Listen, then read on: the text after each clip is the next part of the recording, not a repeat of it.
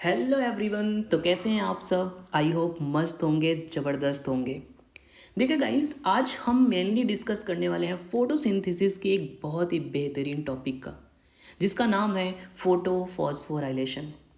I hope आपने इसके बारे में ज़रूर कभी पढ़ा होगा।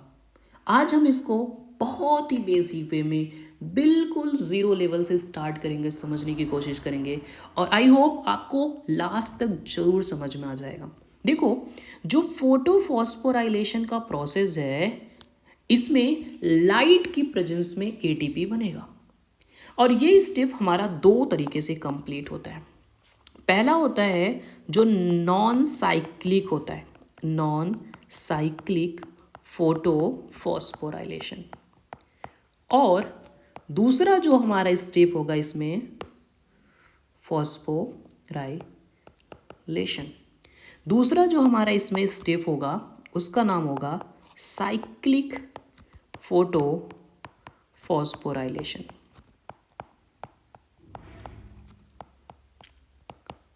साइक्लिक फोटो फॉस्फोराइलेशन, इन दोनों को हम बिल्कुल डिटेल में पढ़ने वाले हैं। जैसे अगर हम इसके बारे में आपको बहुत ही बेसिक आइडिया बताएं तो हमें सबसे पहले क्लोरोप्लास्ट का आइडिया होना चाहिए। आई होप आपको पता होगा, नहीं पता है कोई बात नहीं, हम समझा देते हैं। देखो, क्लोरोप्लास्ट कुछ इस तरीके से दिखाई पड़ता है, जो कि डबल मेम्ब्रेनस स्ट्रक्चर है। तो हम दो मेम्ब्रेन बना देते हैं, एक मेम्ब्रेन ये हो गया, दूसरा मेम्ब्रेन ये हो गया कुछ। ठीक है, ये दो मेम्ब्रेनस स्ट्रक्चर हमने क्लोरोप्लास्ट का बना दिया। इस क्लोरोप्लास्ट के अंदर ऐसे क्वाइन लाइक स्ट्रक्चर्स पाए जाते हैं, ढेर सारे। भर दो ढेर सारे क्वाइंस को ऐसे ऐसे, और ये क्वाइन एक दूसरे से जुड़े हुए हैं इस तरीके से। ऐसे बहुत सारे क्वाइंस पाए जाएंगे। एक सिंगल से क्वाइन को हम यहाँ पे नाम देते हैं थाइलाक्वाइड। ये है हमारे पास थाइलाक्वाइड, और इस पूरे ग्रुप को हम ग्रेना नाम देते हैं। क्या बात है। लेकिन हमें मेन रिलेशन किससे मतलब है? इस थाइलाक्वाइड से, ग्रेना से। और ये जो बीच में आपको दो ग्रेना को कनेक्ट करने का काम कर रहा है, बीच का कनेक्टर, इसको हम नाम देते हैं स्ट्रोमा लैमेला। स्ट्रोमा लैमेला कहते हैं। ये हमारे पास होता है क्लोरोप्लास्ट का एक बेसिक पॉइंट। जबकि ये बीच वाला जो स्ट्रक्चर आप देख रहे हो जिसमें लिक्विड भरा हुआ है पूरी तरह सा, ये क्लोरोप्लास्ट का जो मैट्रिक्स है, इस क्लोरोप्लास्ट के मैट्रिक्स को हम बोलते हैं स्ट्रोमा। देखो, जो हमारा ये दोनों का दोनों रिएक्शन है, non cyclic photophosphorylation and cyclic photophosphorylation, ये दोनों को दोनों इस क्लोरोप्लास्ट के मेम्ब्रेनस वाले पार्ट में होने वाले हैं। कौन सा है इसमें मेम्ब्रेनस पार्ट क्लोरोप्लास्ट का? तो मेम्ब्रेनस पार्ट भैया जो है यहाँ पे इस क्लोरोप्लास्ट में, आपको पता है मेम्ब्रेनस पार्ट। आपको पता होना चाहिए कि जो क्लोरोप्लास्ट है उसमें बहुत क्लियर कट डिवीजन है। एक मेम्ब्रेनस पार्ट होता है, एक नॉन मेम्ब्रेनस पार्ट होता है। सो मेनली जो हम लाइट रिएक्शन पढ़ते हैं, यानी फोटो फॉस्फोराइलेशन पढ़ते हैं, वो मेम्ब्रेनस पार्ट में होता है, और ये हमारा है मेम्ब्रेनस पार्ट। मेम्ब्रेनस पार्ट में आएगा आपका थाइलाक्वाइड, मेम्ब्रेनस पार्ट में आएगा आपका ग्रेना, मेम्ब्रेनस पार्ट में आएगा आपका स्ट्रोमा लैमेला। ये सारी चीज़ हमारे मेम्ब्रेनस पार्ट है और इसी में हम रिएक्शन पढ़ने वाले हैं फोटोफॉस्फोराइलेशन का। चलिए स्टार्ट करते हैं फोटोफॉस्फोराइलेशन। देखिए, अगर आप इस थाइलाक्वाइड की जिक्र करें तो भैया इस थाइलाक्वाइड में कुछ इस तरीके से स्ट्रक्चर है, आपके सामने बना हुआ है ऐसे। ये एक थाइलाक्वाइड है। इस एक थाइलाक्वाइड के अंदर जो भरा हुआ है लिक्विड, इसमें पानी है, पानी H2O। इसको हम ल्यूमेन कहेंगे और इस ल्यूमेन में पानी भरा हुआ है। जबकि ये जो हमारा मेम्ब्रेनस पार्ट है, ये हमारी थाइलाक्वाइड की मेम्ब्रेन, और इसी थाइलाक्वाइड की मेम्ब्रेन में लाइट रिएक्शन होगा, यानी कि फोटो फॉस्फोराइलेशन का प्रोसेस होने वाला है। चलिए हम फोटो फॉस्फोराइलेशन स्टार्ट करते हैं और सबसे पहले हम बात करेंगे नॉन साइक्लिक फोटो फॉस्फोराइलेशन का। देखो गाइस, स्टार्ट कैसे होता है ये प्रोसेस। नॉन साइक्लिक फोटोफॉस्फोराइलेशन को हम स्टार्ट करने की कोशिश करें तो हमें सबसे पहला ये प्रोसेस स्टार्ट करना पड़ेगा PS2 से। शायद आप PS2 के बारे में ज़रूर जानते होंगे, फोटो सिस्टम 2। क्या है ये फोटो सिस्टम 2? देखो जो ये फोटो सिस्टम 2 है, इसको हम बोलेंगे रिएक्शन सेंटर, और ये रिएक्शन सेंटर है P680 का। P680 का रिएक्शन सेंटर है, जिसको हम PS2 बोलते हैं। और इसके सराउंडिंग में बहुत सारे क्या होंगे, पिगमेंट्स प्रेजेंट होते हैं। यहाँ पे हम बहुत सारे पिगमेंट्स बना दे रहे हैं इसके सराउंडिंग में, जो कि एक तरीके से लाइट हार्वेस्टिंग कॉम्प्लेक्स बना देते हैं ये।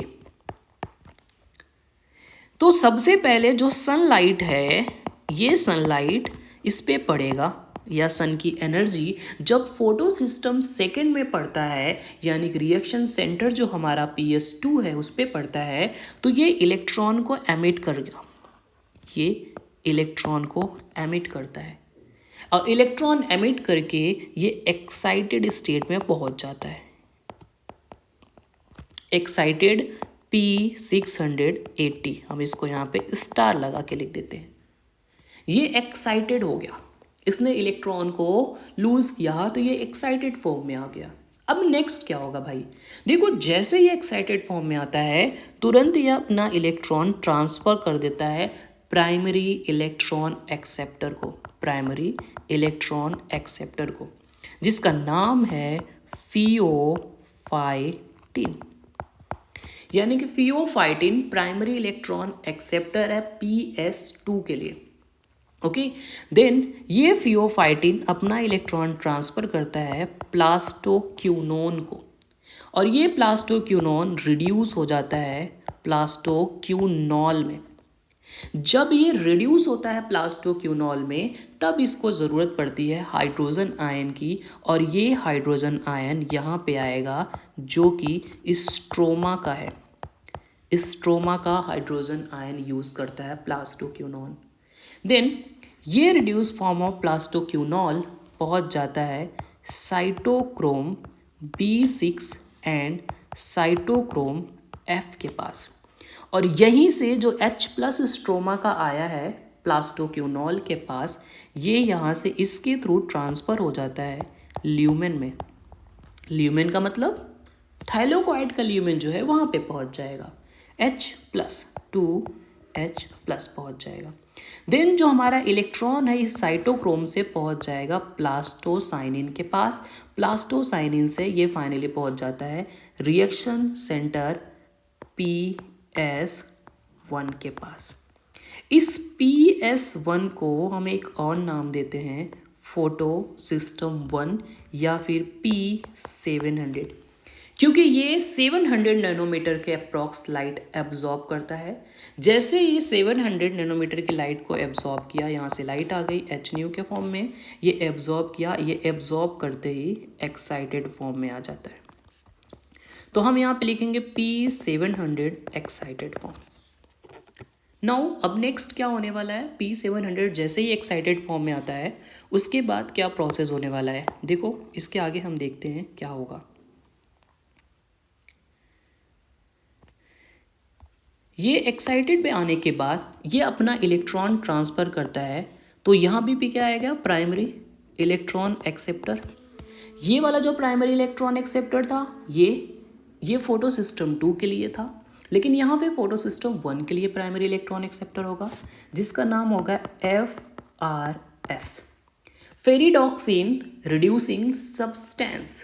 फेरिडॉक्सिन रिड्यूसिंग सब्सटेंस के पास जाएगा, और यहाँ से इलेक्ट्रॉन पहुँच जाता है फेरिडॉक्सिन के पास।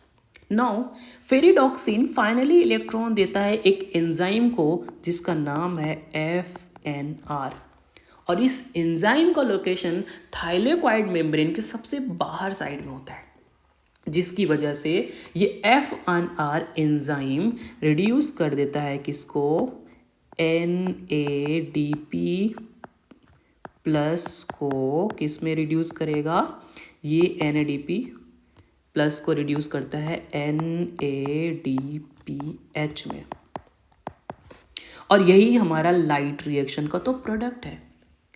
और जो हमारा ये 2H+ आया हुआ है, इसी से ATP का फॉर्मेशन होता है।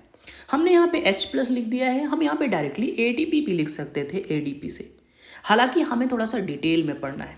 देखो अभी ये जो आपको एक रिएक्शन दिखाई पड़ रहा है, इस वाले रिएक्शन को हम नॉन साइक्लिक फोटोफॉस्फोराइलेशन कहते हैं, क्योंकि ये एक तरह से नॉन साइक्लिक है। और आप इसका अगर शेप देख ले रहे हो तो शेप कहीं ना कहीं आपको ये जेड की तरह दिखाई पड़ रहा है। ये लगभग जेड शेप जो आपका आ रहा है, जेड शेप, ये जेड शेप की वजह से हम इसको नाम दिया जाता है जेड स्कीम। तो नॉन साइक्लिक फोटोफॉस्फोराइलेशन को जेड स्कीम भी बोला जाता है। तो आज से आप ये नाम भी याद रखें। देखो भाई, अभी आपको ये बहुत अच्छे से नहीं समझ में आया ना। अब मैं इसको इसके लोकेशन के अकॉर्डिंग कि थाइलाकॉइड मेम्ब्रेन में ये कैसे हो रहा है उसके बेसिस पे समझाता हूँ, और इस बार आपको 100% समझ आ जाएगा। देखो हम इसको करके दिखाते हैं। ये मान लीजिए कुछ इस तरीके से हमारा थाइलाकॉइड है।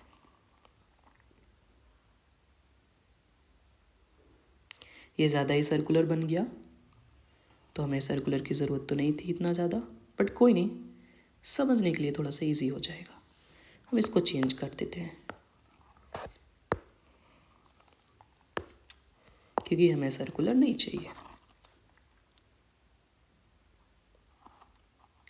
अब ठीक है, और हम इसको कुछ इस तरीके से बना देते हैं।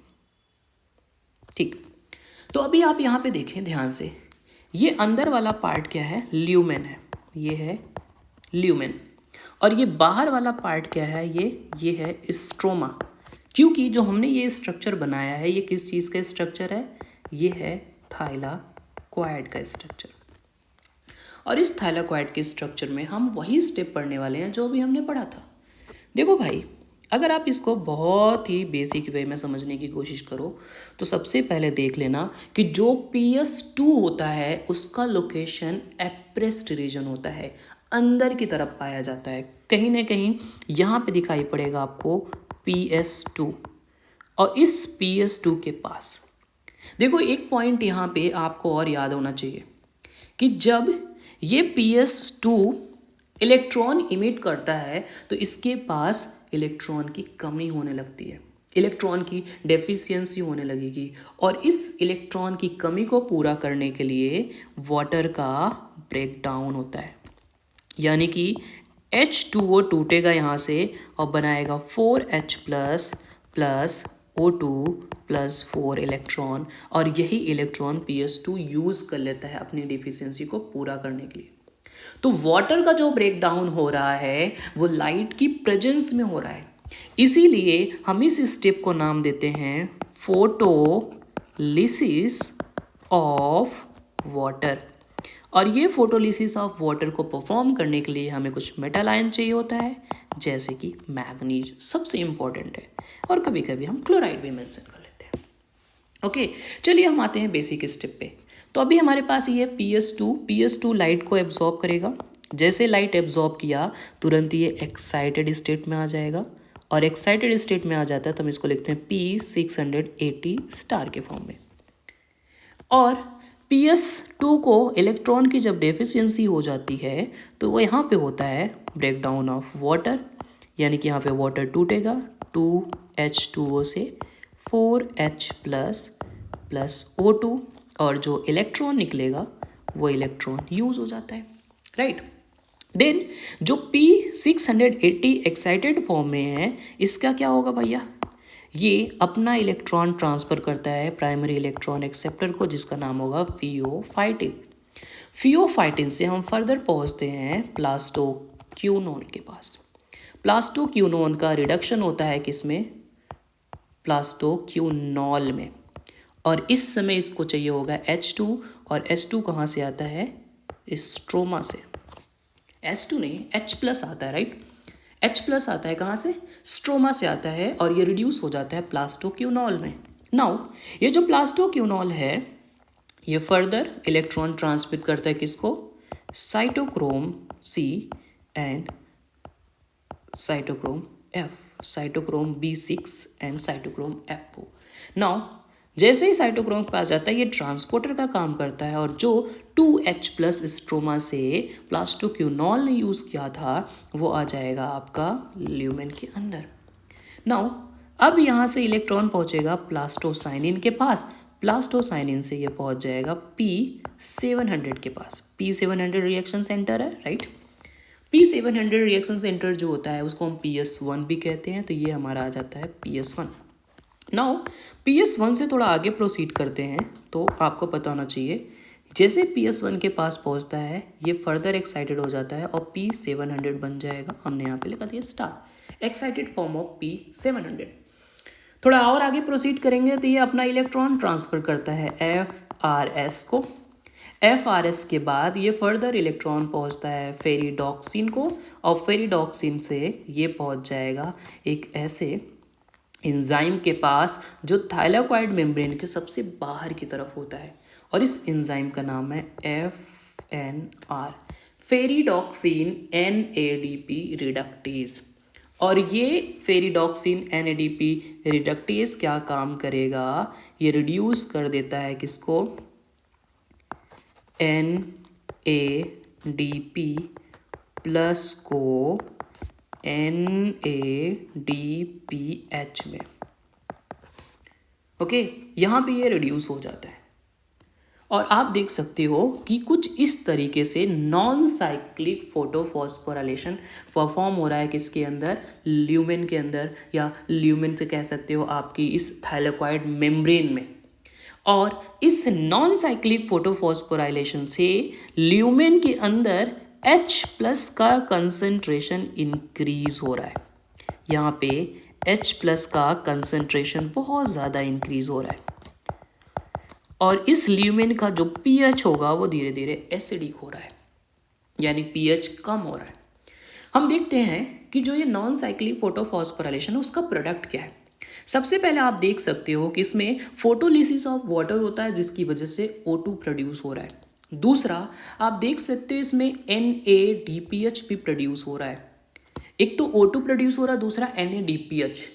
एंड थर्ड चीज़ यहाँ पे खास है कि जब ल्यूमेन के अंदर H+ का कंसंट्रेशन बढ़ रहा है तो जो आपका ये स्ट्रोमा वाला रीजन है, इस स्ट्रोमा के अंदर H+ का जो कंसंट्रेशन है वो धीरे धीरे घट रहा है, जिसकी वजह से एक कंसंट्रेशन ग्रेडियंट डेवलप हो जा रहा है, और इसी कंसंट्रेशन ग्रेडियंट की वजह से ATP बनेगा। कैसे बनेगा ATP, ये हम पढ़ते हैं कीमोऑस्मोटिक थ्योरी में।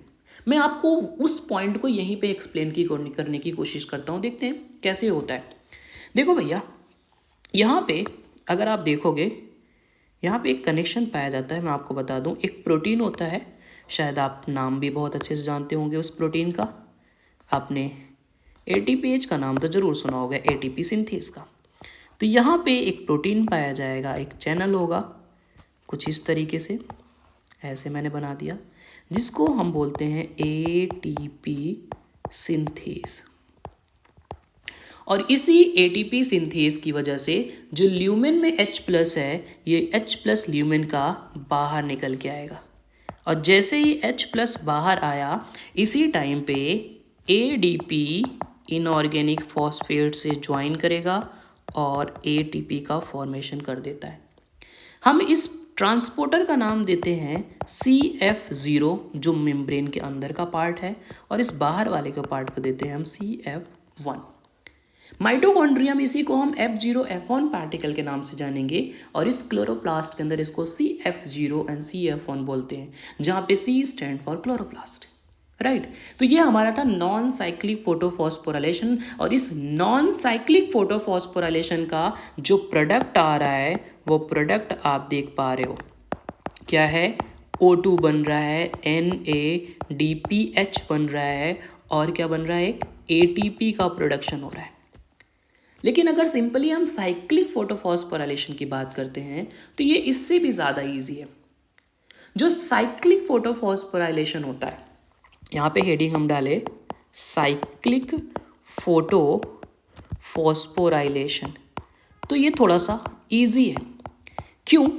क्योंकि साइक्लिक फोटोफॉस्फोराइलेशन में सिर्फ और सिर्फ PS1 इन्वॉल्व होता है, और PS1 का जो लोकेशन होता है वो आपको कहाँ पे दिखाई पड़ेगा, इस क्लोरोप्लास्ट के स्ट्रोमा लैमेली वाले पार्ट पे, जो कि नॉन एप्रेस्ड रीजन में पाया जाता है। कहीं ना कहीं यहाँ पे पाया जाएगा नॉन एप्रेस्ड रीजन में PS1, जहाँ पे सिर्फ और सिर्फ PS1 है वहाँ पे कैसा रिएक्शन हो सकता है, साइक्लिक का। देखो कैसा होता है साइक्लिक रिएक्शन, पहले समझाता हूँ उसके बाद हम आगे प्रोसीड करते हैं। देखो जब PS1 एक्साइटेड फॉर्म में होता है तो ये अपना इलेक्ट्रॉन प्राइमरी इलेक्ट्रॉन एक्सेप्टर को देता है।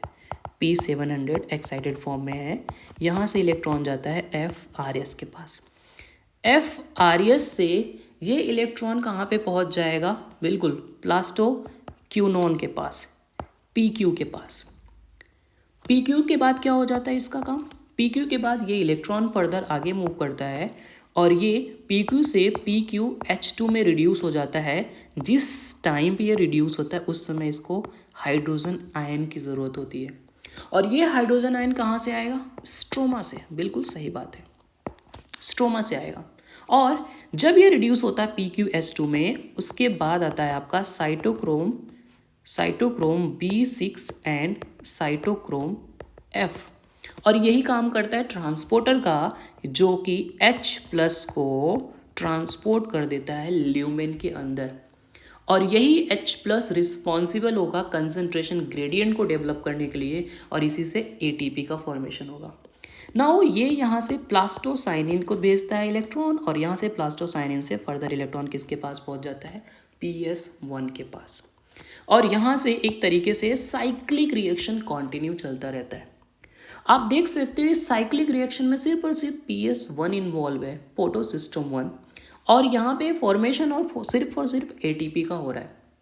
कोई भी NADPH नहीं बन रहा है क्योंकि यहाँ पे जो NADP को रिडक्टेज करने वाला या NADP रिडक्टेज एंजाइम था वो यहाँ पे होता ही नहीं है और सिर्फ PS1 इन्वॉल्व हो रहा है, तो साइक्लिक रिएक्शन ऐसे चलती रहती है।